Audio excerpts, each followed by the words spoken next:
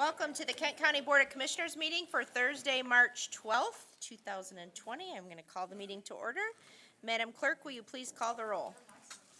Good morning, Madam Chair. Commissioners Antor. Breivy. Here. Polkowski. Present. Hennessy. Here. Jones. Here.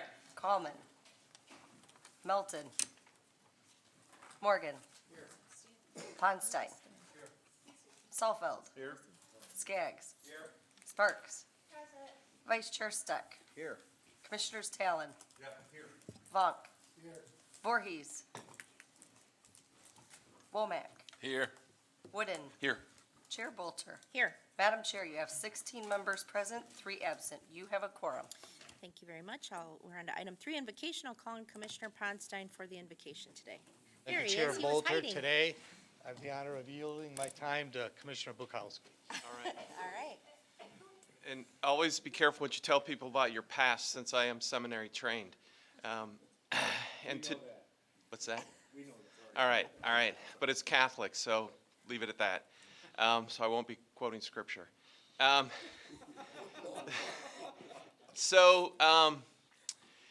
Today we chuckle with a little nervousness as our nation and the world. A lot of uncertainty surrounding everything. But in a Jewish ceremony, the youngest usually asks, what makes today different than any other day? So every day that our staff go out, especially when we think about the sheriff's department, they go out, and uncertainty when they knock on doors. Our health department, again, what makes today different than any other day as they address things like PFAS and lead and now a new thing with a new name. And in this uncertainty, we also celebrate. We give thanks for Commissioner Salfeld and his service, and those of us who will continue on in these seats, but we know he'll continue to serve elsewhere. So what makes today different than any other day than an opportunity to give thanks, an opportunity to seek guidance from each other, from the people next to us, from above, for those of us who believe. So we take a moment to simply say thank you. Again, what makes today different than any other day? Then it is a gift, an opportunity, and filled with love. That is my hope and prayer. Amen. Amen. I pledge allegiance to the flag of the United States of America and to the republic for which it stands, one nation, under God, indivisible, with liberty and justice for all. Thank you, Commissioners Bukowski and Ponstein. If members don't mind, I want to note toward the end of the agenda, I do want to ask our clerk to give a quick election report, and I also have asked Adam London to be here to give us a quick update on the daily, hourly updates we're getting on COVID-19. So just wanted to note that. We are on to item 5, special order of business. And first we will welcome Steve Curry from the Michigan Association of Counties. You have 10 minutes. All right. Well, thank you for having me here today. I appreciate it. One of my roles as executive director is to get around to as many county board meetings as possible in a year. I usually try to do about 40 to 45 county board meetings a year, so I appreciate the opportunity today. I do have a presentation I'm going to run through. There's a lot of information in it. Feel free to interrupt me and ask questions, or if you'd prefer to wait to the end, I'm fine with that too. So we'll go ahead and get started. Just some general state county information about MAC. We have 16 board members. Of course, Stan Ponstein is currently on the MAC board, serving as second vice president. We appreciate that. Harold Voorhees is a past MAC board member as well. There are 2 seats from each of the 6 regions. That ensures broad representation. The board meets 4 times a year, and this fall we'll have elections in regions 1, 2, 3, 5, and an at-large seat.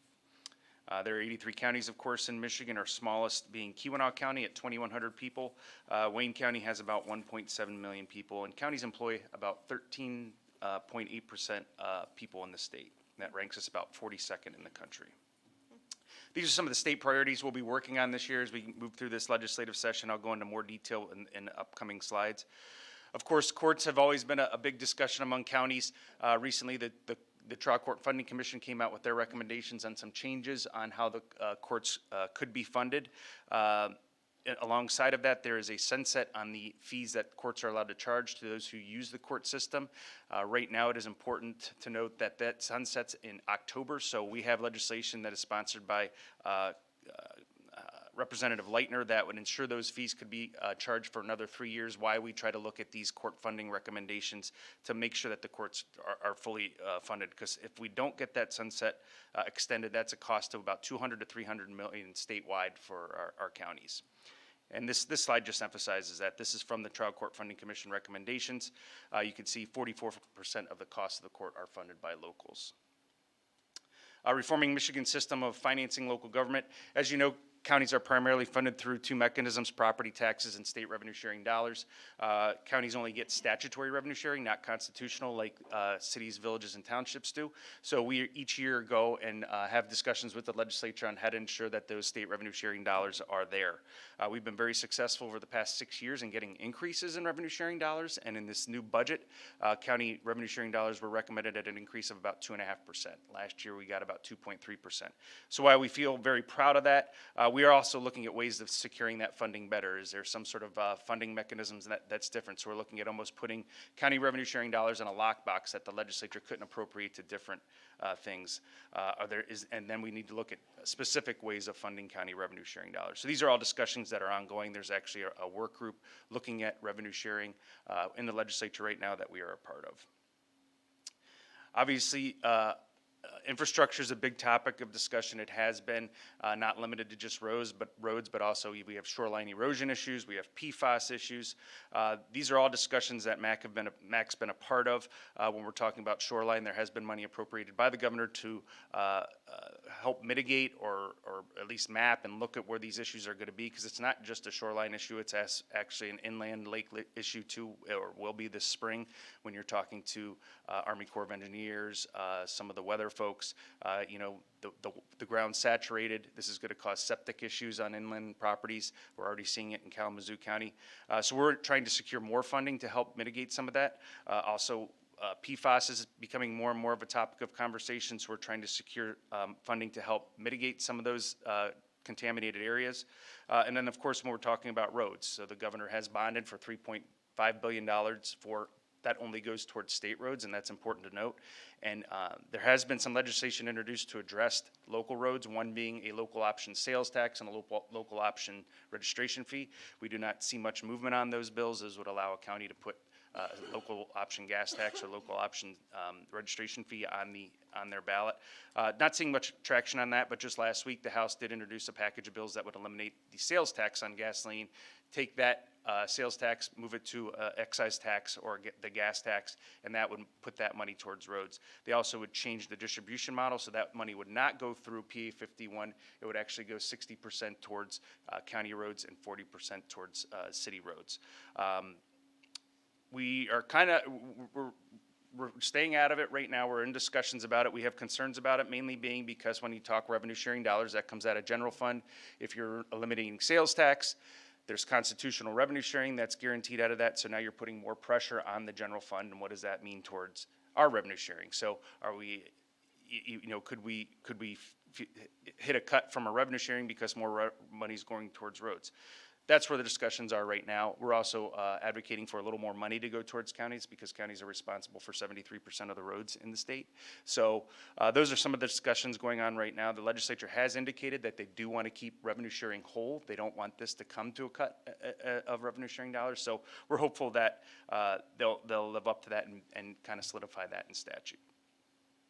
Mental health, obviously another issue that's been a hot topic lately. Mac's obviously been very involved with it. Many of you on this board have been involved with our staff on it. I know Megan has talked to many of you, and you've been very helpful in providing feedback to her. The main thing with mental health is we want to keep it local as much as possible. We want to keep those dollars local. We want to help our law enforcement as much as possible with diversion programs, deflection programs, because many of those folks that need or have that mental health issue and do end up in our jails, and that becomes very costly for our jails, and it's not really the right place for them. So we appreciate your help. help with our organization on that and our staff on that, and we're going to continue to advocate in support of local dollars, keeping things local, and increasing funding for mental health. Property tax exemptions, this is something we're consistently fighting in the legislature. Probably the most recent one is the disabled veterans property tax exemption. This came at a cost of about $20 million statewide. Of course, we're very supportive of our veterans, but we would prefer it to be a state tax exemption, not a local tax exemption. So one thing we're looking at doing is moving it to a reimbursement from the state. So we would basically say, okay, here are all my property tax exemptions that the legislature has voted on. Send that to the state would send a check back to locals to reimburse them for those property taxes. We are working with some bill sponsors on that. We do expect introduction of some bills probably in the next month or so on that. And we'll probably use that model going forward. Obviously, opioids are still a hot topic. There's a lawsuit still going on.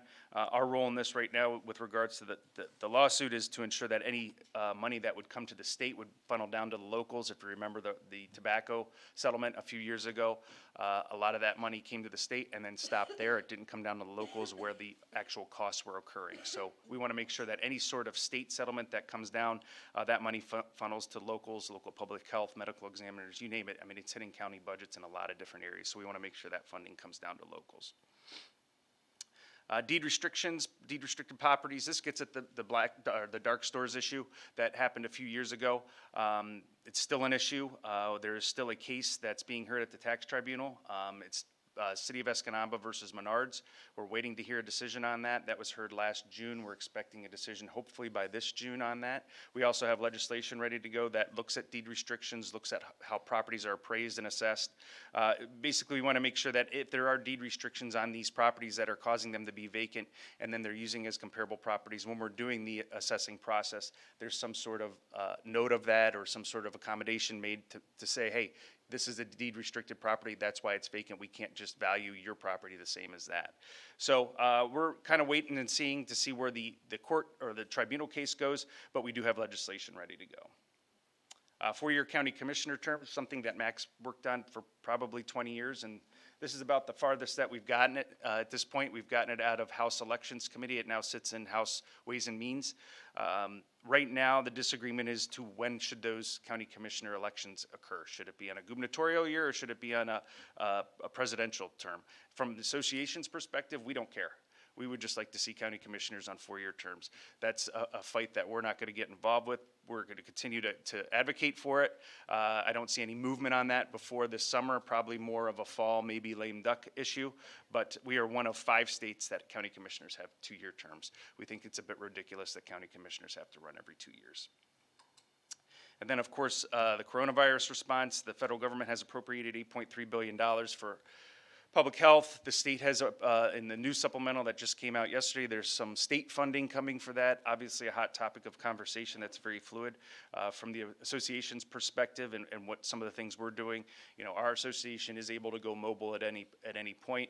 We're encouraging employees that are sick to stay home. We do have a conference coming up in about 5 weeks that we have not made a decision on. At this point, we're still a go on that. We are going to continue to watch and see how things go. We're talking to our venues on what some other options may be, so stay tuned on that. But we are encouraging folks to go to the CDC website and the State of Michigan website, and I'm sure you guys are in constant contact with your local public health departments as well. Here are policy committees. Many of you already participate on them, so I'm not going to spend too much time on it. We thank you for your participation. Jim's been very helpful. Monica participates. Obviously, Stan participates, so we appreciate all your help there. Just going to skim through these last slides as my time ticks down. There's your MAC team. Dina Bosworth's been Director of Government Affairs for the past 10 years. Megan Kite handles our Health and Human Services and Judiciary issues. And if you ever have a question and you don't know where to go, you can contact Michael and he will point you in the right direction. And he also handles our environmental issues. Like I mentioned, we do have our conferences coming up. The April conference is going to be in Lansing. Our August conference is in Kalamazoo. We have a variety of programs we also participate with. This is our communication tools. We do Facebook, Twitter, Instagram. We've got a podcast. Hopefully you're getting our weekly updates. We've got an every other month newsletter. So we're trying to give you as much information as possible, and we appreciate your help and support of the organization. That's probably the fastest I've done that presentation. That was awesome. Good job. We like to keep it to 10 minutes. All right, any questions for Steve today? Questions, comments, concerns? Commissioner Wooden. Thank you, Chair. I had one quick question. Thank you again for the update. Regarding the commissioner four-year term discussion, has there been any discussion about tacking any electoral changes to also reforming how commission lines are drawn? I only say this because Proposal 2 passed pretty overwhelmingly both here in Kent County and across the state. And by my knowledge, this is one of the few bodies that doesn't have a similar process because it's baked in statute. Has there been any discussion about trying to marry that, only because, I think, the voters have sent us a clear message that this is something they care about? Yeah, not alongside of this legislation, there hasn't been any discussion about it. I'd have to go to our general government platform to see if there's anything in there about how county commissioner lines are drawn, but nothing in regards to alongside of this legislation. It's strictly been looking at terms. Thank you. Commissioner Bukowski. Thank you, Chair. Thanks for being here. Quick theoretical question, how is that challenge trying to, meet the needs of a Keweenaw County with 2,000 folks versus a Wayne County or us Kent County kind of in the middle? How are you pulled and how do you keep it together? Yeah, it is a challenge at times. I mean, there's often an urban, rural, butting of heads. When it comes to county commissions, you'd be amazed to hear about the challenges that you folks face here. They often are facing in Keweenaw County. Funding for public health, mental health issues. I mean, it's very similar. When you get into, distribution models and things like that, that does put us into some tough positions. And, we try to do the best we can as an association that's representing small and large. But, a lot of times, I would say the majority of issues do, translate between counties. Commissioner Steck. Thank you, Chair. Good morning, Steve. I would be remiss if I didn't at least acknowledge you and Megan for all your hard work in stepping to the plate in the mental health arena. Thanks. This is an area that, based on our conversations with Megan yesterday and folks from the department, that the state's going to leave the local entities to sort of redesign from the ground up. And if we're going to be competing with the private health plans, we encourage MAC to play a bigger and bigger role in helping us coalesce that conversation, because it's going to be difficult. So.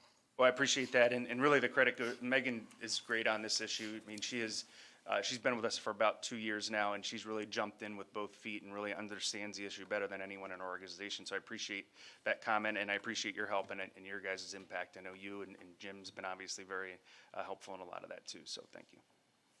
Commissioner Skaggs. Thank you, Chair. I want to continue the line from Commissioner Wooden. I think MAC ought to really make this a priority to deal with the gerrymandering that continues to go on in counties. I think the voters have clearly spoken. They haven't spoken about 4-year terms for county commissioners. I doubt that there's anyone except people sitting up at this podium that have any concern about whether we have 2 or 4-year terms on the county. But we do know that millions and millions of Michiganders decided that they didn't think it made sense for politicians to draw their own lines. And yet it seems from your answer that you're telling me that MAC is not making this at all a priority.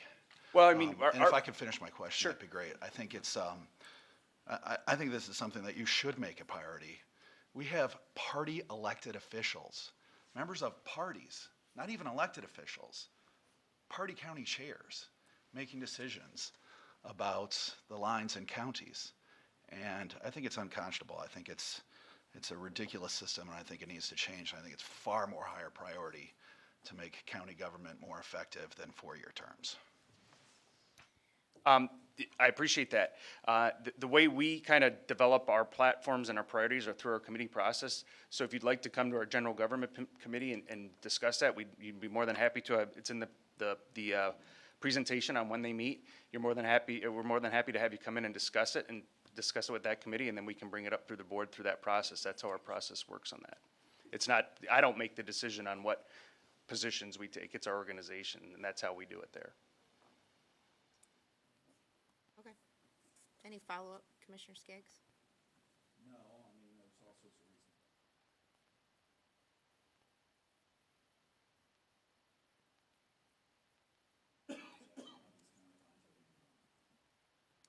Commissioner Talon? Thank you, Chair. What a great segue. I more wanted to make a comment, which is how much I've learned and appreciated being on a couple of the MAC committees, and want to encourage my colleagues to be involved.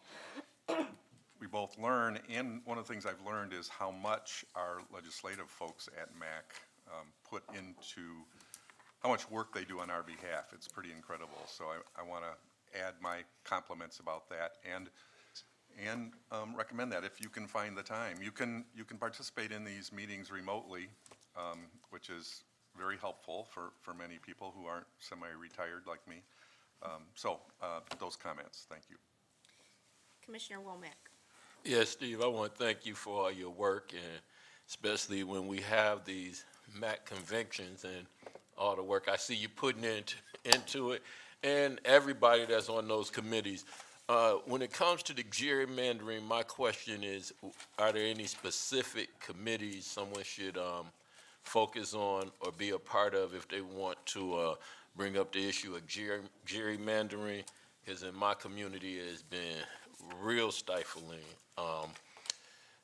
the gerrymandering that went on the last couple of decades. So I do think it's an important issue.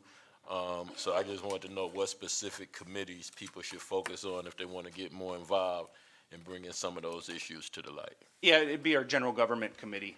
And you don't have to actually be on the committee to bring an issue up in there. You can Right. just call in, you see when they meet, we can just contact our office if you want to just call in, or you can just show up at our office and actually, just discuss the issue with our committee members. Yeah, and when we bring commissioners together nationally, at some of the conventions we do nationally, would we be able, from our Michigan MAC board, be able to get those issues more focused on nationally also? How would we go about doing that? Yeah, so those would be done through NACO, National Association of Counties.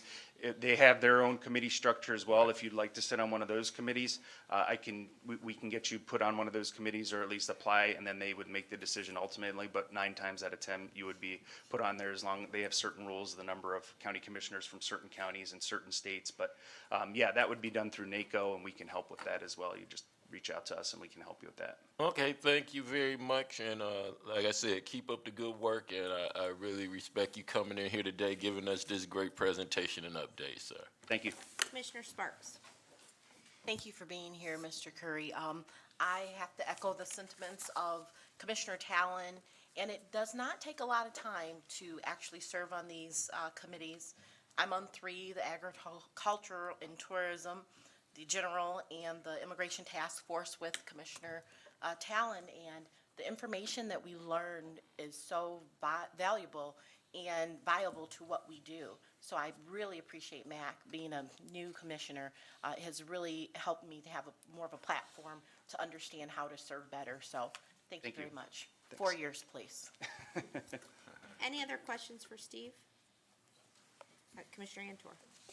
Real quickly, that was an incredible presentation. Under the gun, you got through a lot of information. It's one of the best presentations ever. Thank you. Appreciate it. There you go. Anything else for Steve? I just have a personal compliment to Dina and Megan because I know how hard they work.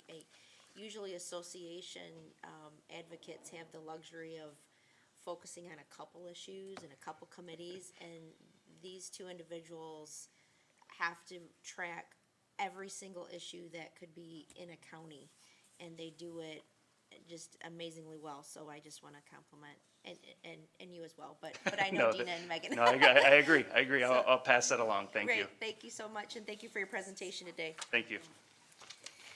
All right, we are on to 5B, Treasurer's Annual Investment Report, and I will call up our treasurer, Ken Parrish.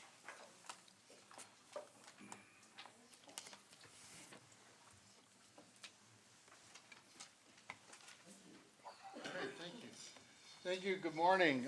Thanks for putting the pressure on there, Commissioner Antor. Best presentation ever. Way to go, Steve. It's my honor to be before you again this year to present the annual investment report. As I do every year, I touch on a couple things related to it. The first, the next slide is the annual quiz. I operate under the slide principle. Who can tell me what the slide principle is? Safety, liquidity, and yield. I heard it good from this side of the room. This side, you got to work on it. But that is correct. Safety, liquidity, and yield in that order. I'm proud to say that in 23 plus years, our money has always been safe. We've never lost a penny. Liquidity, we've always made payroll. That's my benchmark. And yield, that is really up to the winds of change right now. And I'll touch on that a little bit further. But you all have been presented with a written report of this. But this is the report that I show you. I break down the funding into three basic sections. First is governmental, and those, in this case, they're all federal governmental funds, $49 million. Pooled or other type funds, and there are two specific pool funds that we have participated in for many years. One is called the Class Investment Pool, and one is MyLAF, both top-rated pools. We have about 42 million split between those pools. Then we have certificates of deposit and money market. And you'll see we have quite a list of institutions that we have money invested in. Some are larger, some are smaller. You'll see that the dollar amounts roughly correlate to the size of the entities. In the first column after the name of the institution, you'll see a number with a star, for example, Bank of America, 5-star. I look to a company called Bauer Ratings for their rating of financial institutions, with 5 being the highest rating. And in your packet, you do have the description of the various levels that they, and what goes into that rating system. All but one of the banks and credit unions that we deal with are in the excellent or superior rating. We do have one that is in the good rating, so it's still a fine institution. But you'll see also that we do look to the size of the bank to determine how much should be invested with them, because basically I don't want Kent County to be the biggest depositor in any one institution. But on the flip side, if they do business in Kent County, I want to work with them as best we can. So as you see, there's 24, 25 on the list, including currently we're working with one credit union, Consumers Credit Union. So we have $287 million in those CDs and money market funds. And then the final item is cash in bank. Those are the amounts that are in the myriad of checking accounts as of 12/31. So that our total pool of investments is $386,500,000. And then for investment income,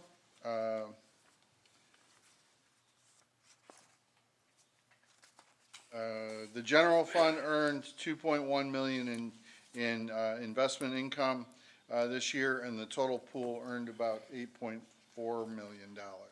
So we'd been seeing a slow but steady increase in rates over the last couple of years. First, this is just a pie chart version of where those funds are. according to state statute, exclusive of governmental securities, we're not allowed to have more than 25% in any one institution.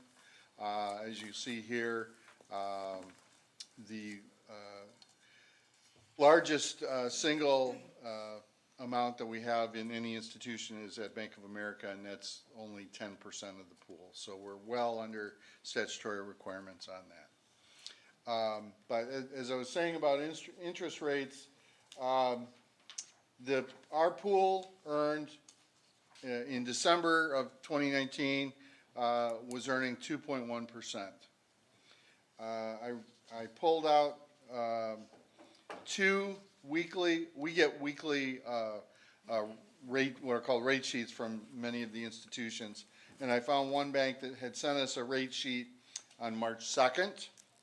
And their 1-year CD at that point was paying 1.5%, 1.50. 1 week later, March 9th, their 1-year CD rate was 0.55%. Dropped almost a full percentage point in 1 week. So I think, I guess my message is, given the current uncertainty in the financial markets, I would bet against seeing $2 million going into the general fund in 2020. We'll certainly do what we can, but again, following the slide principle, we have to make sure our money is safe and that it is available to us when we need it. So I guess it's just kind of a forewarning for you that it's a very uncertain market for fixed income funds right now. Next up is, several years ago, Commissioner Talon asked us, well, where within county government is all this money? And so I put together this little spreadsheet showing, and this is, again, a reminder, this is all cash. It's not fund balances. It's the cash on hand in these particular funds. But as you can see, the largest funds are DPW solid waste disposal, the general fund, and then third is the local government portion of our pooled fund. So those are 270 plus million of the 386 million. And then a lovely pie chart that shows you the same thing. Oh. Any questions? Almost 2 minutes to spare. Well, you know, Good work. I know I'm So gonna efficient. get at least one question. I always do. All right, Commissioner Antor. Thank you, Chair. That was a really nice job. Thank you. Really nice job. The 2.5% we were getting, is that a cumulative, or is that like, how do each one of the institutions stack up against each other on what interest rate? Are they all pretty similar? They're all, the institutions that we deal with are all pretty much within a pretty close range. There are some well-known big banks that choose not to be competitive in the CD market or fixed income market because that's just not how they fund their operation and their business. So, you know, that bank right over there, their rates have been traditionally significantly lower, so we haven't had money with them. But in general, the banks are in a pretty tight range of rates. The one I mentioned is just as illustrative of what's happening in the market. But we have CDs. We're in the CD market all the time. So we're always rolling CDs over. And so the individual interest rates are all over the map.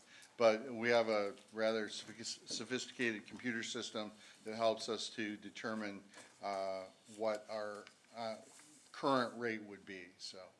Thank you, Ken. Commissioner Bolkowski. Thank you, Chair. Thank you, Ken, for your report. my semi-annual questions along the lines of, I know this is about investment.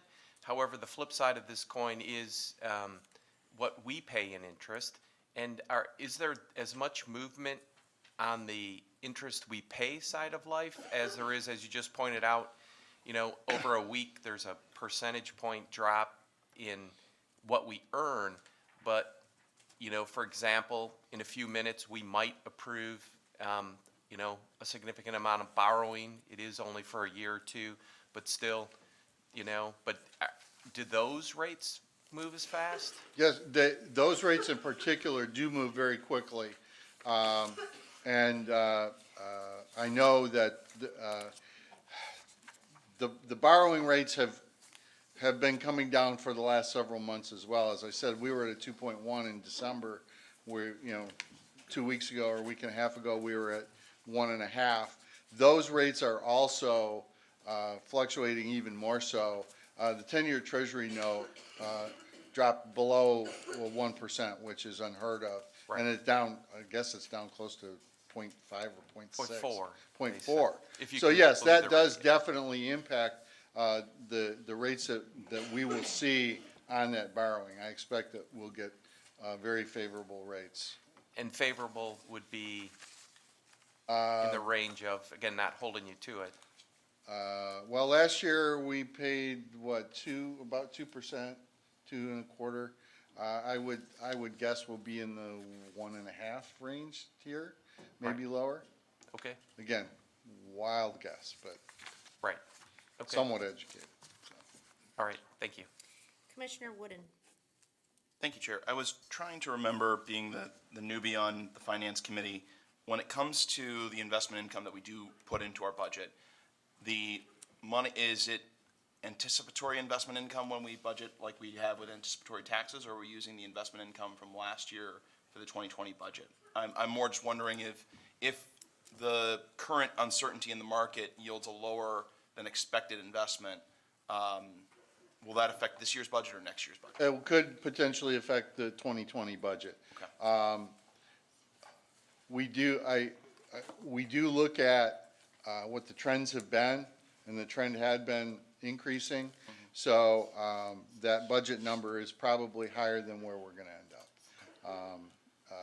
But I couldn't tell you exactly how much that would be. Thank you. Commissioner Melton. Thank you, Chair. I'm going back to the pie chart on page 6, and just probably, well, I don't know if anyone else knows, but I don't have a understanding. Back a little more, Kent County investments okay. What is pooled in other funds?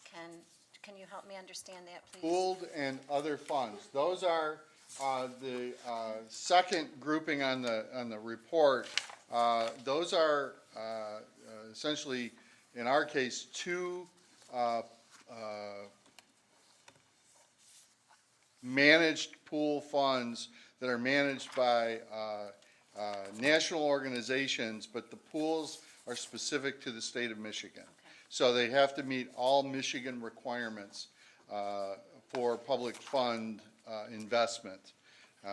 So, as I said, the two names are Class and MyLaugh. But again, those are liquid, and that goes back to the liquidity issue. We can get our money out of these any day, every day we need to. Okay, thank you very much. Any other questions for Ken today? Did you have another? Yeah, one more thing, Madam Chair, and thank you for that. After 6 terms in office as your county treasurer, I have decided that 6 terms is enough. I am announcing that I will not seek re-election to the office of Kent County Treasurer, nor will I seek any other elected position this year. After seeing my name on 20 primary and general election ballots, I'm looking forward to not seeing it in August. Thank you very much.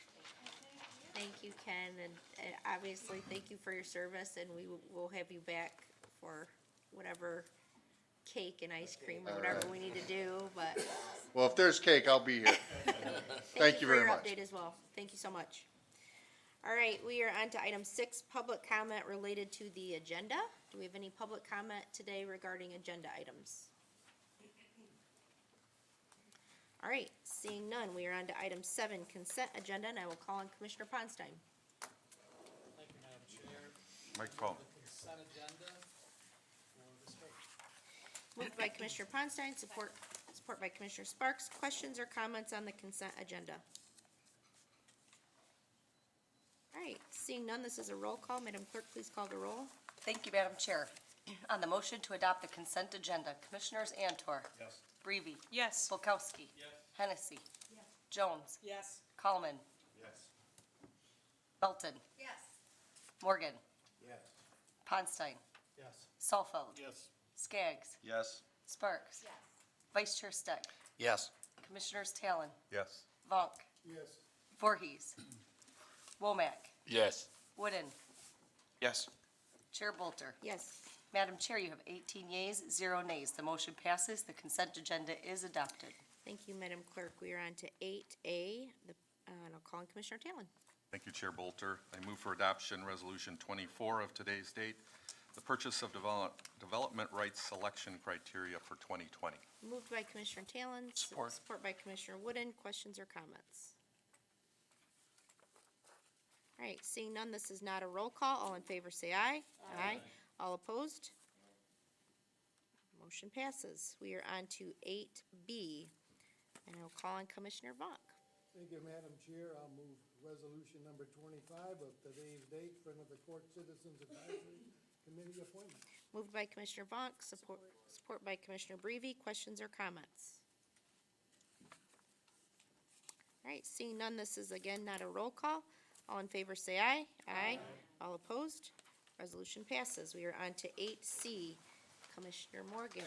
Thank you, Madam Chair. I move Resolution 26. It's from the Treasurer's Office as delinquent 2019 real property taxes, and to authorize the general obligation limited tax notes 2020. Moved by Commissioner Morgan, support by Commissioner Vaughn. Questions or comments? All right, seeing none, this is a roll call. Madam Clerk, please call the roll. Thank you, Madam Chair. On the motion to adopt Resolution 3/12/2026, Commissioners Antor. Yes. Brevi. Yes. Bulkowski. Yes. Hennessy. Jones. Yes. Coleman. Yes. Melton. Yes. Morgan. Yes. Ponstein. Yes. Salfeld. Yes. Skaggs. Yes. Sparks. Vice Chair Steck. Yes. Commissioners Talon. Yes. Vonk. Yes. Voorhees. Womack. Yes. Wooden. Yes. Chair Bolter. Yes. Madam Chair, you have 18 yeas, 0 nays. The motion passes. Resolution 3/12/2026 is adopted. Thank you, Madam Clerk. We're on to the back of our agenda. Number 9, public comment on any county matter. Do we have any public comment today related to any county matter? Come on up if we do. Welcome to the Kent County Board of Commissioners. Please state your name and address, and you'll have 3 minutes. Good morning. Morning. My name is Sidney Deans. I live at 843 Dickinson Street South. 2642 Swansea Place. I just moved. What I'm looking at what I call truce. This city, just like, every other county and city in Michigan, and matter of fact, all over this United States, has been set up to the way to which there's 2 bodies, the city and the county. The thing about it is, if you look at your homes are set up, there's a man, there's a woman, or whatever. You're working together to see that the family is taken care of correctly. Now, any threats coming along to the family, you take your whatever revenues you have, you put it into that to get rid of this problem. The thing about it is that the city and the county is like 2 people in one house. You're taking care of the same people. Their better welfare it tops over everything what happens. Their better welfare. Now, when I look at their better welfare, what the county, the city, or whoever is putting out in Grand River, the waste treatment plant, that is poisoned. It's not being strained properly. Life forms is being released into the water which does not belong in the quantity in the river the way they are today, because they are affecting the fish. They're causing sores on the fish. They're eating on the fish. Now there's these life forms that is going out in there is a deadly body, which could really bring harm to individuals if taken internally. And ask any one of those people to work out there, they will tell you they would not be good to enter into the body. How can you get them out? How can you get this out of a child's body? How can you get this out of a child's body who have went out there, in Lake Michigan, Grand Haven, that water comes out the Grand River and then swirls around. There's people out there playing, enjoying themselves in this lake. Now, some of these life forms, have you ever been choked by water swimming? Some of this can get in you. It can really cause you a very, Thank very, you. I'm sorry, thank you. Your 3 minutes is up for today.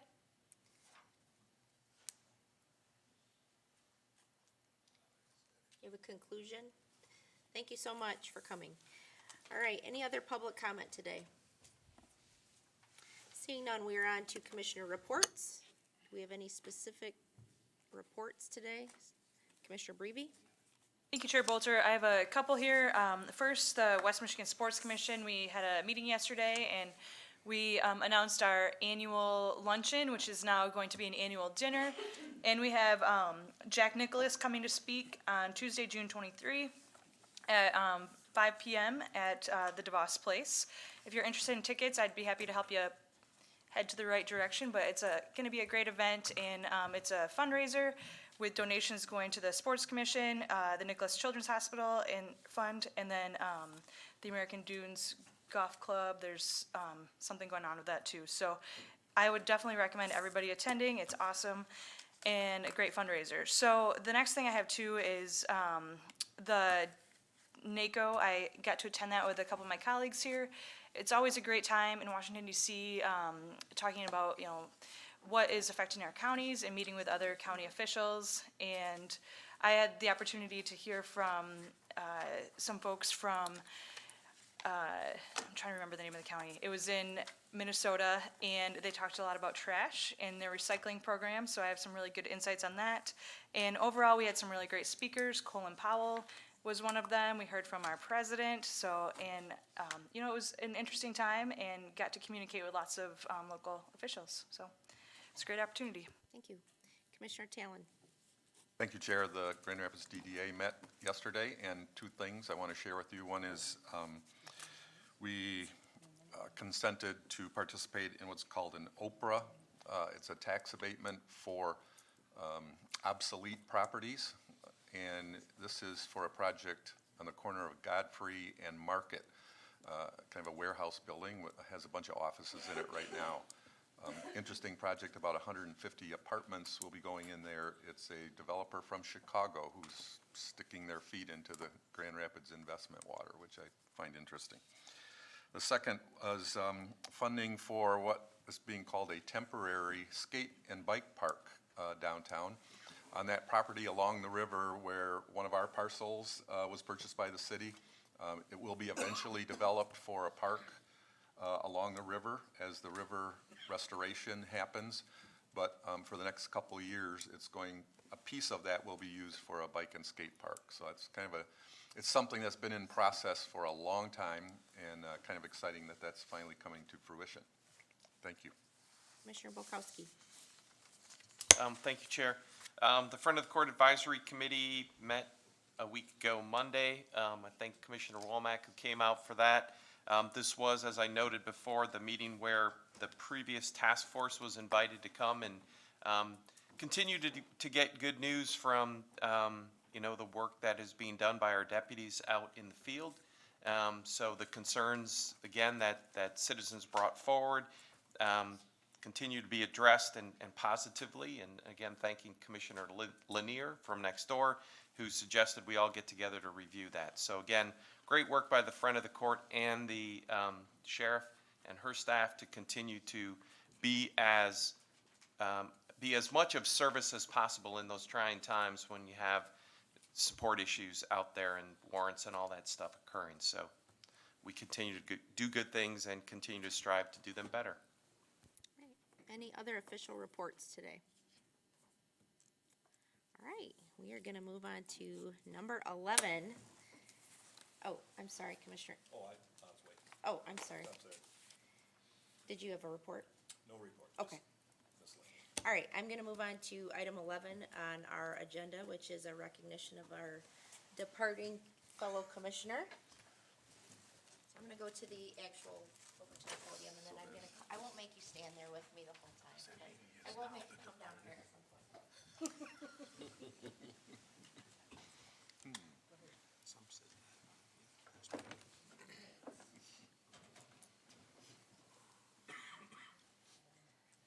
Can everyone hear me okay? I just wanted to recognize our departing Commissioner Southfeld today. This is his last board meeting, and he has many accomplishments, but some of them that I want to quickly highlight in his time as chair. This isn't over his whole time as commissioner, but we did whittle it down to his time as chair. And these aren't all of them, these are just some of them. But he did launch the Agribusiness Workgroup. He was very involved in dispatch, not only getting our dispatch surcharge in place to get us all on the same radios, but also he worked with the city of Wyoming to get that contract in place, which is very important. Again, showing collaboration within our county. He launched the front of the court engagement task force, which we are still working on. He launched the lead task force, which we are launching our 2.0. The museum and zoo millage switch, intergovernmental services, West Michigan Partnership for Children, which we heard a lot about. That started under Jim's leadership here at the county. We appointed our administrator under Jim's leadership, and we also maintained our bond rating, and we continued to balance our budget. So those are some of the highlights. And then quickly, Jim, we have a proclamation from the county. We have a picture of all of us for you to remember.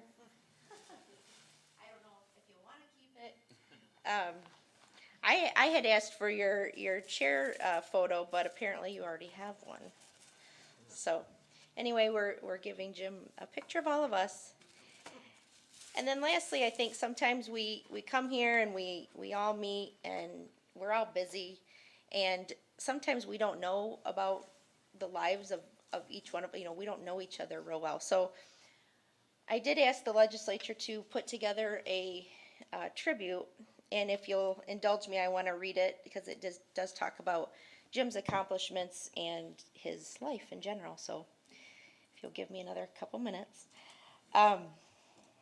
Let it be known that we wish to join with the Kent County Board of Commissioners in expressing our appreciation to Commissioner Jim Southfeld for his many years of exemplary service to the people of Kent County. Born and raised in Nebraska by Richard and Hazel Southfeld, Jim went on to receive his bachelor's degree from the University of Nebraska and his law degree from Northwestern University Law School. His professional career moved him to Kent County, Michigan, where he worked in various legal roles, including in-house counsel for Bissell and Meritage Hospitality Group, an associate with Dyke & Magassett Law Firm, and a co-founder of the Southfeld and Stewart Law Firm. In addition to his legal work, in 2016, Jim became the CEO of Church Extension Fund, a $260 million fund that provides financing for congregations, schools, and entities of the Lutheran Church, Missouri Synod in Michigan. Jim began his work in public service by being appointed to the Grand Rapids Township Planning Commission in 2004 and was later elected to the Grand Rapids Township Board of Trustees, serving from 2007 to 2011. Following his time on the Township Board, Jim was elected as a Republican to the Kent County Board of Commissioners in 2010 and was elected 4 times, representing approximately 35,000 residents of Ada, East Grand Rapids, and Grand Rapids Township. During his time on the 19-member commission, Jim chaired both the standing committees of the board, finance and legislative. And from 2013 to 15, Jim was elected by his colleagues to serve as vice chair, and 2016 to 18 as board chair. Jim also chaired 2 community task forces, the Community Collaboration Workgroup and the Agribusiness Community Workgroup. He also served as chair of the Kent Hospital Finance Authority and served as a member of the Kent County Pension Board, the Kent Ottawa-Muskegon Foreign Trade Zone Board, and the Kent Officers Compensation Committee. Beyond his role as county commissioner, Jim was also appointed by the governor to serve on the Michigan Higher Education Facilities Commission from 2001 to 2006. In addition to his professional and public service career, Jim volunteers with various philanthropic and community organizations. He currently serves on the board of directors of Northwestern University Alumni Club of West Michigan and is a board member of the Arthritis Foundation of West Michigan. Jim also serves as a hearing panelist for the Attorney Discipline Board of the Michigan Supreme Court and served on the District Charter and Fitness Committee of the Michigan Bar Association. In addition, he also serves on the Grand Rapids Township Economics Development Corporation Board and is a past member of the Grand Valley Metro Council. In 2002, Jim was recognized by his alma mater, receiving the University of Nebraska Young Alumni Achievement Award. In special tribute, therefore, this is offered to Commissioner Jim Soffold on recognition of his many years of dedicated and thoughtful service to the citizens of Kent County. And so I present this to you, Commissioner. Thank you.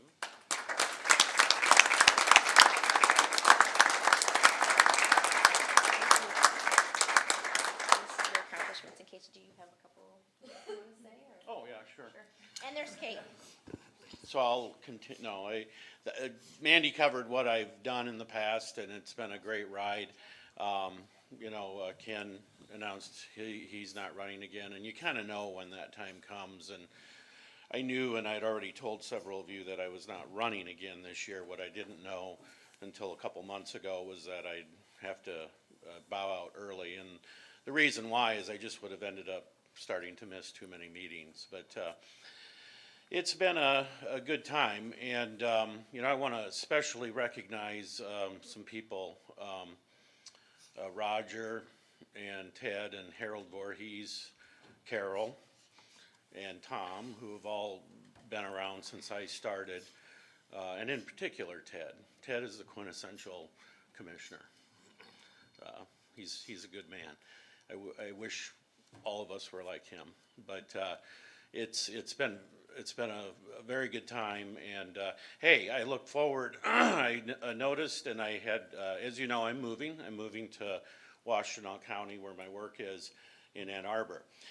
I didn't know until very recently. I did buy a home there, and I happened to look, and lo and behold, it's in the one county commission district that usually leans right. So when I went through the house with my mover, this was before I realized that, he said, "Do you want to keep all those political signs?" And I said, "Yeah, let's just keep them."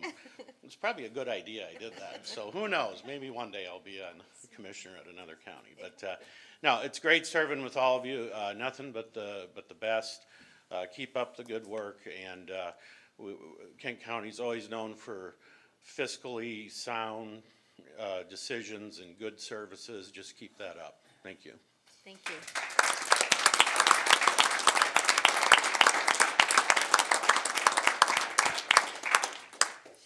All right. And we didn't shed any tears. We are on to number 12, miscellaneous, but before that, if you don't mind and you'll indulge me a little bit more, I would like to get a quick update from the clerk on election, and then I did want to call Adam London up to give us a quick update on COVID-19. Thank you, Madam Chair. We did have an election on Tuesday. It was the first countywide election that we've had since Proposal 3 took effect from 2018. And I'm pleased to report that all in all, it went very, very smoothly. It was a good election, especially as we're getting prepared. Our local municipalities get prepared for the big one in November and the almost as big one in August. We had 30% turnout on Tuesday, countywide, 145,923 voters. We had 1,009 individuals went and registered to cast their ballot, registered to vote on the same day, which was part of Proposal 3. That is testing our infrastructure immensely throughout the county, but we'll see how it goes going forward. Our locals were prepared to handle it. We had 55,180 voters cast an absentee ballot this election. That is actually down from the November city elections last year, but it was 37.8%, which is a 125% increase of absentee voters over the 2016 presidential primary in March. We are continuing the canvass that began yesterday at 1 o'clock. We have 2 new canvassers, and they're meeting the challenge head on. They're doing a really great job. And this year we are, in my office, I'm implementing new provisions allowed to me by the state to ensure that we're able to complete the canvass within our statutory timeframe. So we have, we're bringing in assistants as well. We have 2 this time around, just to get our feel for having assistant canvassers or assistant clerks work the canvass, in preparation for having to hire, bring more people on as well in November. So that's going really well in addition. Thank you. Thank you so much. Adam, do you mind giving us a quick update? And I would like to allow questions if anyone has a couple. Sure. Good morning, everyone. And I'll preface everything I'm going to say with the disclaimer that this is a highly fluid situation, and whatever I say now may be totally different by the time you get home. Across the U.S. right now, we've got about 1,500 diagnosed cases of COVID-19. I think there's 39 deaths now in Michigan. We have 2 confirmed cases, one in Oakland and one in Wayne County. With 1,500 cases nationally, you may wonder, well, why do we only have 2 in Michigan? And that is largely because the testing is woefully insufficient right now. And we know that the virus is here. It's in our community. That's a reality that we need to be prepared for, and we need to accept that now. It is here amongst us. And so it's very important that we continue to be vigilant in our work to exercise good sanitation and to protect ourselves and our neighbors, especially those who are the most vulnerable, being the elderly and those with underlying health conditions. Here in Kent, thus far, we have monitored 24 people with a history to an affected nation. 9 of them are still currently in quarantine. However, I want to again emphasize those are not sick people. Those are people that, because of their travel history, they are under surveillance. We also have 11 tests that are pending at the state laboratory of people who are sick. They may be sick with COVID. They probably are not sick. We've received 9 tests back so far that have been negative for COVID-19. We're working very closely with our hospitals, with our healthcare providers, with our schools, our long-term health care facilities, the media, and of course the media in every way is looking for information for us, and that's been a full-time job as well. And we're trying our best to keep the information on Access Kent current, and I certainly encourage everyone to follow Access Kent for information. Also, if you would, please continue to follow and like our Facebook. That's the easiest way for us to speak directly to the community, because we don't have to rely on the media to carry our message for us. So whatever you can do to encourage your constituents to follow our Facebook page helps us greatly. We've seen a huge increase in followers of our website.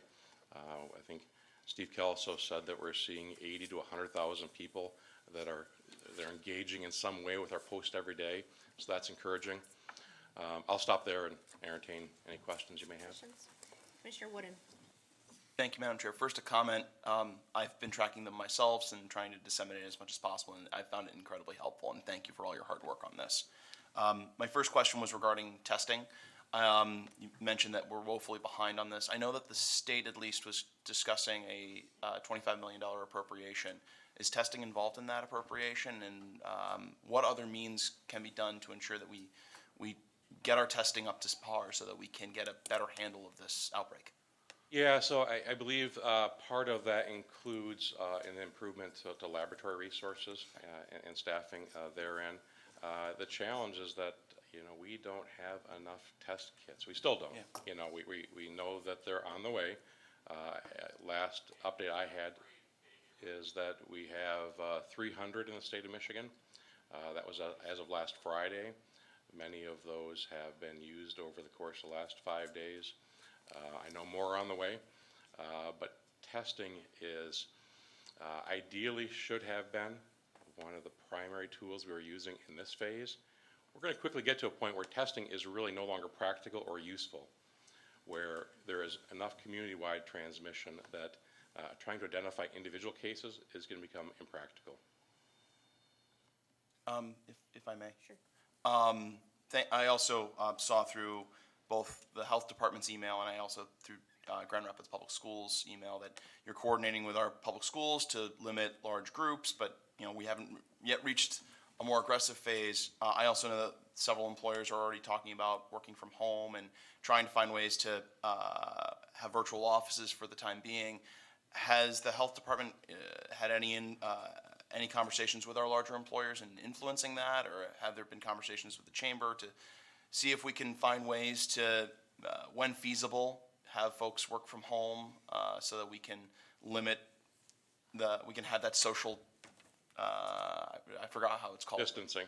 Social distancing, thank you. Yes, we have, and we have the CDC guidance for businesses that we have been pushing as broadly as possible, trying to get employers, and everyone's situation is different in what they do, who they employ, the service they provide, but thinking creatively within their own means for how they can work leanly and try to protect their employees and their customers. In regard to the schools, if I could follow up on that a little bit. Early on in this response, especially in the western states, the game plan was a student or a faculty member is sick, we close the school down for 14 days. We're now starting to learn that that may be the worst thing we can do with the primary and secondary schools, because what happens when we do that, the kids leave the school, they still continue to congregate, and so we really haven't stopped much of that contact. They're a very low risk group to begin with, but then they need care. And so in many cases, they're being sent to grandma and grandma's house, and that's the high risk group. Yeah. So they need meals. Many families rely on the schools for meals. There's a number of reasons why we're thinking now that closing a school for 14 days as the immediate response is not a great strategy. Our plan as of this moment is if we were notified of a positive test for a student or a teacher, we close the school for 1 day. That gives us an opportunity to investigate, learn who the close contacts were, maybe do a targeted, limited quarantine of those people, gives us a day to disinfect the school, and then to decide, do we reopen the school? How do we move on in order to limit the impact on families? Thank you. Commissioner Morgan. Good morning, Adam. My question is more from the provider aspect of this, ambulance providers and EMS providers, fire departments, first responders. We have an inventory of personal protection equipment that is woefully inadequate for what we think is going to happen here. And our suppliers are like 3, 4, 5, 6 weeks out on some of this stuff. Is there any kind of discussion on how we can get some of this PPE equipment to the first responders that are going to be on the front lines of this? The national weakness. Yeah. It's similar to the test kits. In fact, I was talking to Bill Huizinga a couple of days ago and encouraging him to, and all of our leaders in Washington to recognize this is an issue of a national security weakness. that we can't produce the test kits in the United States of America, we can't produce the medical safety supplies in quick time to help us in a situation like this. We're in a similar situation. We have a very limited supply of masks, gloves, gowns, face masks. We're working with all our healthcare providers to try to share and figure out where we can locate those most effectively, but it's something that I hope is a lesson learned from this, is that before the next thing happens, that we invest in the ability to manufacture those things very quickly. I guess I'm not really reassured. Sorry. Commissioner Womack. Should have been an accountant or something. Good morning, Adam. When it comes to coronavirus, coronavirus is not itself actually brand new. It covers different viruses. Can you explain a little more what's unique about this new virus that's under coronavirus? And for those that might not know that the term coronavirus is not something that just came out here in 2020. Yeah, thank you. That's an excellent question, because actually if you look at the back of many disinfectants like Lysol wipes, it'll say in the fine print that this is effective for coronaviruses. So that's been there for a long time. And we've had a number of people with upper respiratory illness go to get tested, and the screen comes back positive for coronavirus. And then word gets out that the person has coronavirus. That's why we're really trying to use the term COVID-19, because the coronavirus is a family of viruses, 4 of which have been known to us and have been circulating kind of as the common cold for a long, long time. A long time. There are also other types of coronavirus like SARS and MERS. This one is a member of that family. This is the first time we've seen this particular coronavirus in the human population. It was probably only in bats 4 or 5 months ago. Somehow it spilled over from bats into people, and here it is. And so the vulnerability that we have is that humans have never been exposed to this. And that's why we're seeing the severe reaction to it. Once this circulates the globe and does its thing, eventually, and hopefully have vaccine as well and therapeutics, I don't expect this is going to create the same level of human suffering a year or 2 or 3 in the future. Thank you very much. And my last question was with the myths that may be out there. Some are so bizarre, I'm not even going to repeat them, but there's some myth that certain populations, demographics of communities can't catch this coronavirus, which is ridiculous.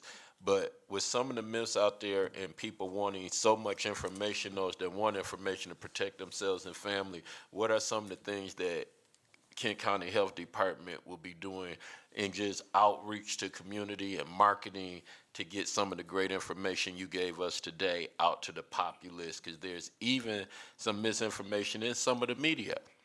But you definitely have your finger on the pulse of this. And how can we as leaders help get your message out? Yeah, so another question, great question, thank you.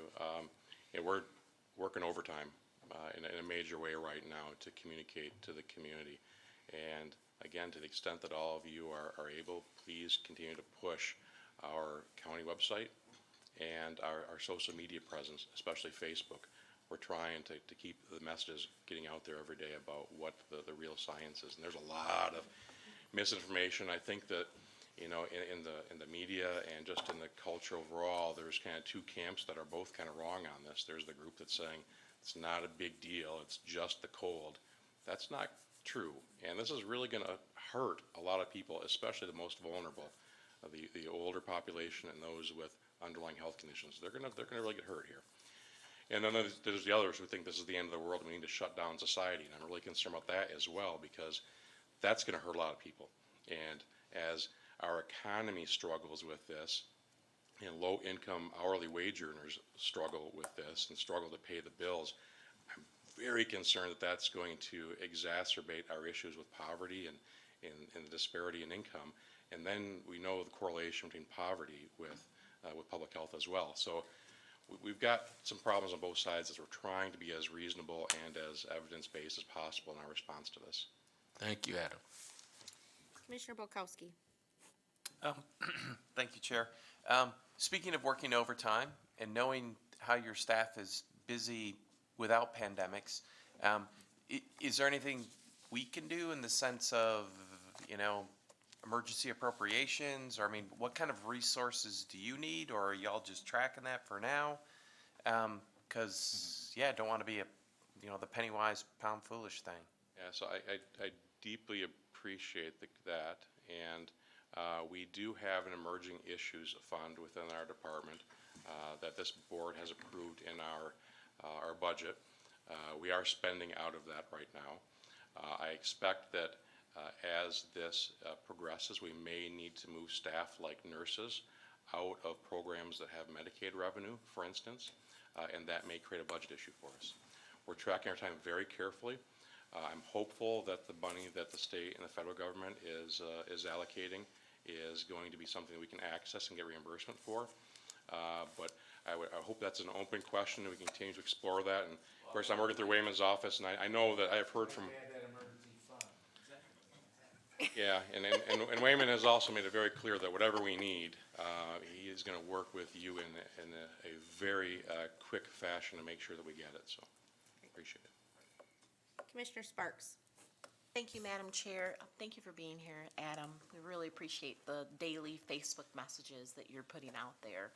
Very important. Just some questions for those that are watching. When people say self-quarantine, what does that look like in a family setting? Yeah, so keep in mind that a person in quarantine is not sick. They're only being isolated because they had some probable exposure to a sick person, or they went to an area where there's a high density of sick people. In a family setting, we don't have a concern about the family staying intact in the same home with a person who's in quarantine. There has been some suspicion that maybe a person could transmit the illness before symptoms develop. It seems less likely as we learn more about this that that's the case. If it is the case, the actual effectiveness of spreading the virus before sickness develops is really small. It's really small. It's once the coughing and the fever starts that then the rate of infectivity really increases.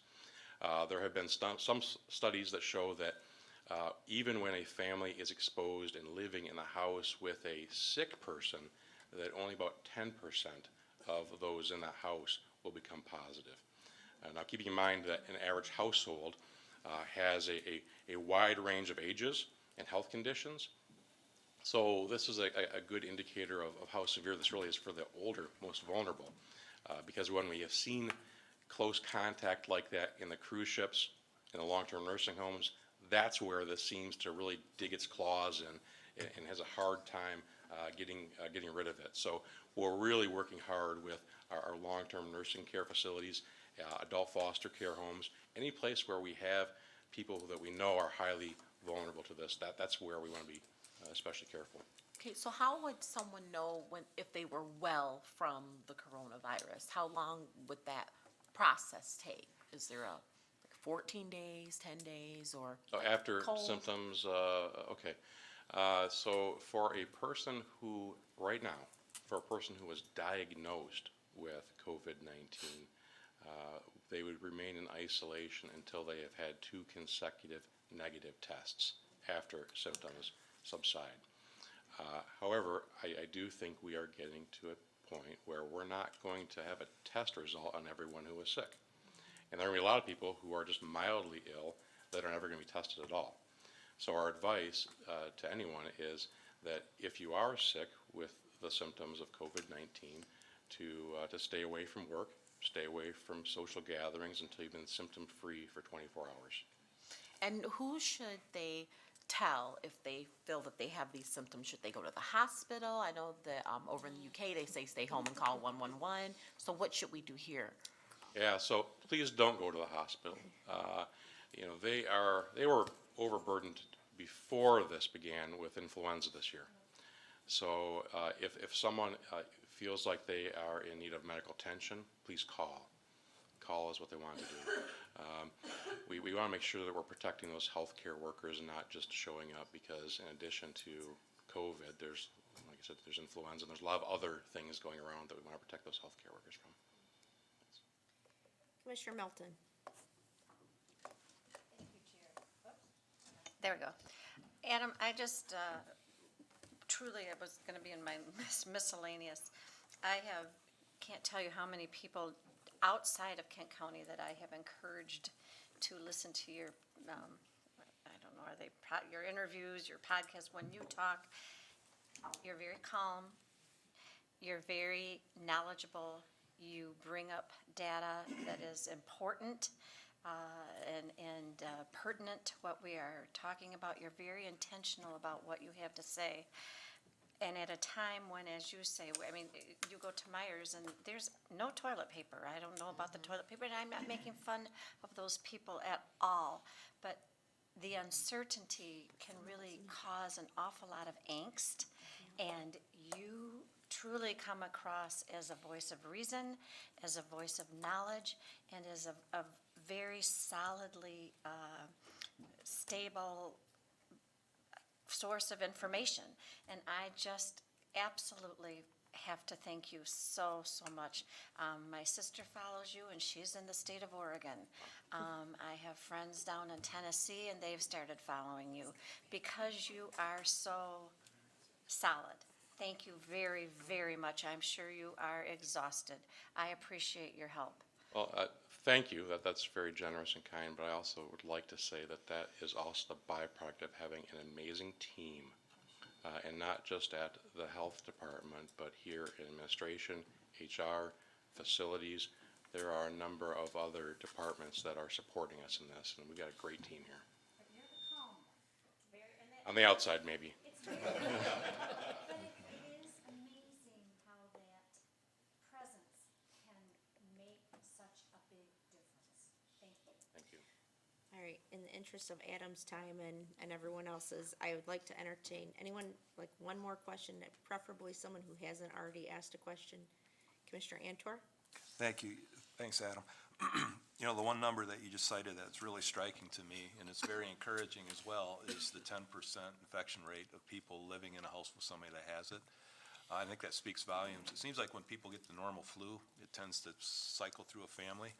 I'm not sure what the differences are, but 10%, that's still an alarming number, you know, given the overall impact of this as far as the deaths. But I love the idea of not panicking over this, because we will get through this like we've gotten through every other one previous to this when we thought the sky was falling. And we just pray for those individuals, the vulnerable individuals, and of course we always worry about our kids.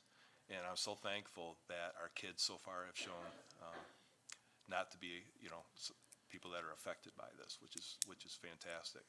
So, but I really appreciate, I know you're putting in a lot of hours, and this is a moving target, like you indicated, so, but thank you for all your work on this. Thank you, Commissioner. Thank you, Adam, so much. Appreciate everything. And I talked to him last night, and he mentioned he has a cot in his office, so I just want to thank him for everything. And It's a the team. nice cot, though. And It's the a great team. office. Is it memory foam, or we'll get you whatever, but thank you so much. All right, we are on to item 12, Commissioner Miscellaneous. Commissioner Antor. Thank you, Madam Chair. Real quickly, I wanted to give an update on our annual Freedom Cruise. This will be year 7, and Founders Brewing has came on board as a sponsor, and we're going to be doing a 9/11 ceremony down in front of Founders in the streets to honor all the fire, police, first responders, and veterans. Then we're going to have a concert down there on Friday night. And I just wanted to have everybody maybe save the date on that, because we're going to be following the 9/11 every year from here on in, because it seems like an appropriate date. And just a reminder, on 9/11, when all those firefighters and police were running up into the buildings, that was incredible, you know, and their fate, you know, was pretty much determined at that point for over 3,000 people. And the soldiers here in West Michigan, we lost a lot of them from Kent County. They couldn't run up into the buildings because they weren't there. But what they did instead is they enlisted to serve. That was their version of running up into the buildings. And I don't know, I look forward to the day when we run out of recipients, because every year we honor one of those. And this year, the honoree will be Richard Harima, who was a Green Beret. He died behind enemy lines in Afghanistan. And we'll be doing a portrait for his family this year. So anyhow, it's a really nice event to say thank you, and I hope everybody puts that, you know, 9/11's tattooed on your brain, so just remember that day. Come on down and help us honor our veterans. Thank Commissioner, you. will that be during the day or evening? We're going to be doing a daytime honor ceremony. Then the evening, we're doing a concert with a real special guest. And then the next day, we do our Freedom Cruise. Thank you. All right, Commissioner Ponstein. Thank you, Chair Bolter. I just wanted to follow up on Steve Curry's presentation to MAC. Remarkable person, and we're lucky to have him at MAC running that. He presents himself well, but once again, he's just the head of the organization. He doesn't dictate what and what we don't stand by. And I want to reaffirm once again that if you're interested in any MAC committee, all you have to do is call Michael, and we'll get you signed up on that. You don't have to be at the meetings. You can call in. The only requirement is that you at least make half the meetings. We're not a partisan group. A lot of people will point that finger at us. We do a couple things to try to ensure that. We divide the state up into 6 regions. Each region has two representatives. There's also 3 at-large seats that are set up to try to represent the whole state and the people that are in those positions. We have 3 of those. I am one of the at-large members. Wayne County, our largest county, has an automatic pick onto the board. So we try to get a good cross blend of the state from Keweenaw all the way down to Monroe and everything in between. The committee structures will take any issue that anybody has. The 2 that I sit on, we've already talked about climate change. We had representatives from Enbridge. We also had representatives from Dana Nessle's office. So whenever there's a topic, it's not just one-sided. We look at it at both sides, and just sometimes issues are just too partisan. Instead of getting involved, we tend to just acknowledge that there's an issue and then not take a stand on it. I wanted to follow up on Emily's remarks about the NACO conference. I want to thank all the reps. MAC puts an invitation out to every rep that represents or senator in the state and county people that want to meet with them. We had 60 county officials at that conference. That was well attended for a state our size. Local reps that made themselves available, Fred Upton, Bill Huizenga, Justin Amos, Senators Stabenow and Peterson. I want to thank them all because it is a busy time there. The only couple real takeaways is that a lot's not getting done in Washington, and I asked Senator Stabenow that question of what she thinks can get done by the end of the year, and how is that decided. And one thing that struck me is that the Senate will look at 10 issues, and that they think they can address or attack, and of that 10, maybe 3 will make its way through. One of the things, even though she is working on the mental health in jails issue and trying to make that bipartisan, is that in that top 10 list this year, mental health wasn't even on it. Every time that there's a mass gun shooting, we always say we got to increase mental health funding, and on and on and on, but it seems to still be an issue that is not taken up on a regular basis by Congress. Keep that in mind when you talk to people about that importance, not just at the federal level, state and local. And we've got to continue to advocate and educate our legislators, and I want to thank everyone that went there. One of the highlights of it, I did get an invite to go to the British Embassy to meet the British ambassador. One takeaway from that, he really likes counties that are named after counties in Britain, like Kent County, and he mentioned us. He's not a big fan of counties that are named after people like Jefferson, Adams, and Washington. So a little British humor. But one takeaway I did take from that, he is the new ambassador. The other one has been removed from that. One of his charging orders from the new British government is that they want to take time and a lot of effort to get the staff of the embassies out into America, to counties, cities, to build and grow trade relationships. I offered my card. I told him I'd even make him dinner if he came over. He's well aware of Michigan. His wife used to, and him came here. She taught up at Interlochen for a while. So maybe he'll come to Michigan, maybe not, but it's just to keep an eye open that the British government is looking to build on our long-lasting trade relationships. So thank you. Commissioner Morgan. Thank you, Madam Chair. I just want to do a brief shout out to Commissioner Saalfeld for his and thank him for his leadership and his willingness to take on a leadership role of this body. It's you know, to move into that chairmanship and provide the leadership, it does take a lot of time and it takes a lot out of you. And sometimes you're almost relieved that it's over, but we do appreciate the impact you had on our dispatch authority. I think that's going to be a lasting thing. Was way overdue in this county, going down from 6 primary answering points down to 2. So I thank you, Jim, for your leadership, and thank you for your vision. Commissioner Sparks. Thank you, Madam Chair. I'd like to say you're leaving me too soon. Didn't get a chance to serve very long with you, but I thank you. I remember when I was ill, and I got the most lovely card from you. So thank you very much. I appreciate that. I also want to tell a secret this morning. Someone's hiding from us on the commission. They received the Distinguished Service Award from the Kentwood Public Schools. It was presented by Bill Joseph and the Education Foundation member. That is Miss Betsy Melton. That's a really big deal, so I just wanted to make you red and tell everybody about it. Thank you for your service in Kentwood, Betsy. We really appreciate it. Thank you. Commissioner Steck. Thank you, Chair Bolter. I want to join others as well in acknowledging Commissioner Saalfeld and to thank him for his years of service. Many times the public don't realize how much sacrifice goes into serving in that level, and almost daily. And so those of us that do serve have a better appreciation, but to be in your role as long as you are and doing what you did, we really do appreciate that and acknowledge you. We are a better county because of your service. Commissioner Womack.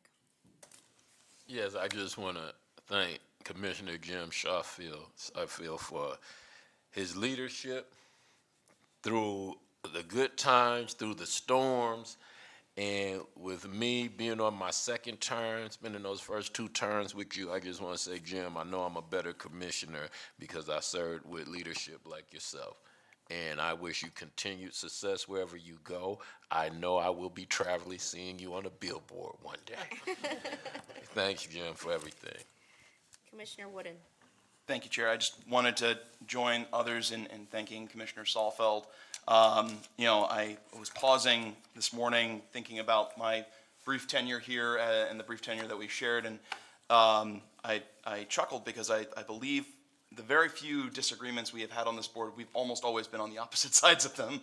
But I have always enjoyed even those moments of our debate and our discussion, because I certainly see your sincerity behind it, your thoughtfulness behind it. I think even in those disagreements, it's made me a better commissioner. And I just can't thank you enough for that. And also just, again, the 8 years of service that you've provided to this county. And just enjoy your time in Washtenaw County. And thanks again for your service. Commissioner Hennessy. Thank you. So I will go way back to when we first started working together on the collaboration committee, and Supervisor DeVries, who would often refer to the big brother and the little sister. And that goes back to when, you know, really the cooperation between us as commissioners and as political parties, we all were working together and talking together. And I think that since then we have, you know, increased that. And certainly there are, you know, yeses and there are nos, but I do think that the tone has changed over the years. And I certainly had fun working with you, especially in those early days on that committee, and aligning our values together. It was very good. Any other Commissioner Miscellaneous today? All right, Commissioner Saalfeld. Thank you, first of all, for all the kind words. I was talking earlier, talking about those that were here with me from the beginning, and missed 2 of them. Commissioner Ponstein, Commissioner Talon. I didn't mean to exclude you from that list, but I wanted to correct myself on that. But yes, thank you. And the only other thing I was going to say is, don't let the British ambassador know this, but Kent County is actually named after a guy by the name of James Kent, who was an attorney, and his claim to fame is that he's the guy that settled the dispute with Ohio, where Ohio got Toledo, and we got the UP. I think he did pretty good in that deal, so. I'm taking the Ireland. All right, any other miscellaneous? I have a few items, as always. I obviously, gushed over Commissioner Softfeld earlier, but it was a huge learning experience to me to be his vice chair and to learn from him. And I just really appreciate it, and I will miss our chats and all of our time together, just discussing policy way back to when we were working together on at a nonprofit and volunteering our time there. So I will really appreciate and miss you and wish you the best. Secondly, I want everyone to know after we have an appointments process to fill Jim's seat. We did have an executive committee meeting today. We went through kind of the selection questions that we're gonna work on. We are interviewing these candidates on the 11th, and we will probably have another executive committee meeting on the 19th to further deliberate. Those are open meetings. If anyone has input,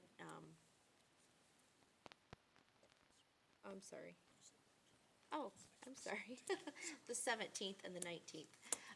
So please, if you're interested and you have input, please let executive committee members know. Please lean in if you'd like, but we do by state law need to get this process going, and so we do have a tight timeline. So I just wanted to fill you in on that. Following Adam's discussion, we did disinfect the boardroom today. We did wipe down surfaces. We did wipe down buttons. I think that was Pam's doing, and Al. Door handles were wiped down. You see sanitizing stations. So we'll continue to do that, but I did talk to Linda about if this does become, further, more intense and a more of a challenge, we do need to discuss what we will be doing for board meetings. And so we are looking into that as well. Want to also echo thanking Adam for all he's done and his team and continued, and hope I speak for the board when I say we support whatever efforts you need to keep our community safe, and we are backing you 100%. Also, we are deciding to postpone the state of the county due to the directives by the governor and some of the CDC best practices. It's just better be safe than sorry, and though I don't know that this would be super deadly for all of us, it could be deadly for some, and we want to be very cautious of that. So we are going to postpone that to a later date. And lastly, I want to also say we have cake in the back for Commissioner Softfeld, so I hope you can all stay around. And then lastly, I'm so bummed that Commissioner Skaggs is not here to hear this, but I want to congratulate the Lowell Red Arrow wrestling team. I finally get one. But it is truly a legacy because they have won 7 straight titles, and they broke a state record for that. And the team has a collective GPA of 3.9, so they are not only very athletically talented, but smart. And they have a special 103-pounder kid named Easton Lyons on the team, whose mother might be here, and he made the OK White All-Conference. So I wanted to congratulate the Lowell wrestling team. With that, I will call on Commissioner Ponstein for a motion to adjourn. I move to call adjournment. Moved by Commissioner Ponstein, support by Commissioner Morgan. All in favor, say aye. Aye. We are adjourned.